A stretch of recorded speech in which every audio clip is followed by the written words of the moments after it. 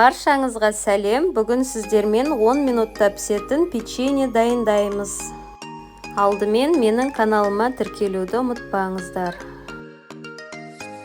Бөлме температурасындағы жұмсақ сары майдың үстіне қант салып, жақсылап араластырамыз.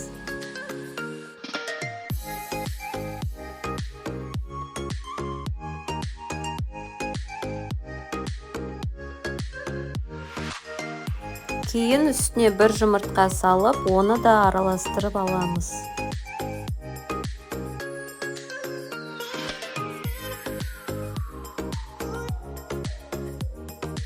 Массамыздың үстіне сүтімізді құйып, араластырып қоямыз. Енді ұнымыздың үстіне бір шай қасық разрыхлитель, 15 грамм какао салып, араластырып, қоспаларымызды біріктіреміз.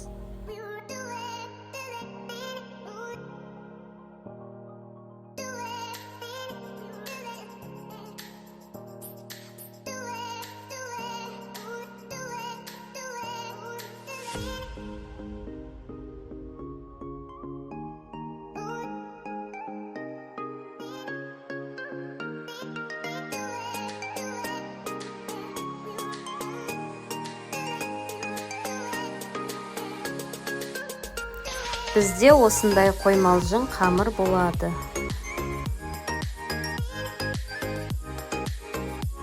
Осы қамырды мешокқа салып, печеньемізді видеодағыдай қылып орналастырамыз.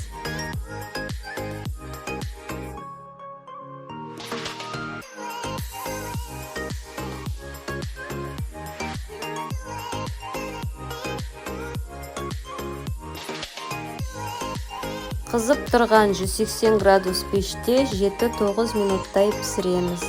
Көп ұстап қоймаңыздар. Біздің печеньеміз дайын болды. Қалауларыңызша осылай шоколадпен әрлеуіңізге болады. Міндетті түрде дайындап көріңіздер, ас болсын.